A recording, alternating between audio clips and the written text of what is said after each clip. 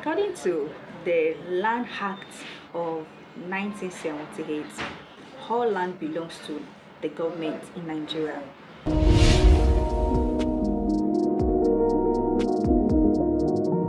Before 1978, lands were managed by the traditional rulers and the head of communities. But when in 1978 the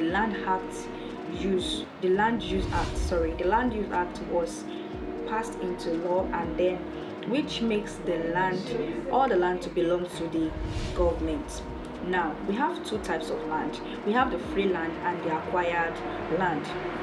So these free lands are lands that are already free from the government acquisition. So they are free, you can buy them. So these lands are free and they usually come with CFO or government consent. So that's for free land. That is, they are no more under the government, they are already free, they've been excised. Now talking about the second type of land that we have the acquired land. So these are lands that are already acquired by the government. It is under the hold of government, and this acquired land can also be further divided into two. And that is, number one, we have the committed acquisition. So committed acquisition simply means the land that the government already have a plan for. So it may be a future plan, it may be plan to build hospital, plan to build highway and all of that. So that particular land is called committed acquisition because there is already a plan for that particular land. So that is that about committed acquisition under acquired land. So the number two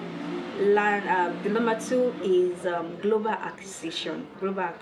Now we're still talking about acquired land, and I told you that acquired land and lands are already be acquired by the government. So number two is the global acquisition. So global acquisition is the type of land that has been that is already acquired by the government, but there's no plan for it yet. So there's no future plan. They don't really they're just holding it, right? Unlike the committed acquisition, whereby there's already planned that, oh, there's going to be an highway in this place, there's going to be an hospital here and all of that.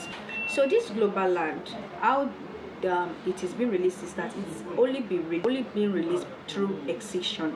There's something we call excision, and that is when government release a part of the land that they were holding for it to become free, so that people can buy it and have ownership of it. And so such land comes with C of O, and they come with government consent, because at that time it has been released and it is now free for use. So to know a land that has been excised is to go through the gazettes. So it is in the gazettes that you will see the lands. So it has the lands there that are already free, that has been excised. So it has the list of lands that have been excised. So you can now go ahead and purchase and make use of such land without any government coming to take over the land in future, because you know that you've seen it there, that this land is already a free land and it is free for use. So that's that about types of land that we have in Nigeria.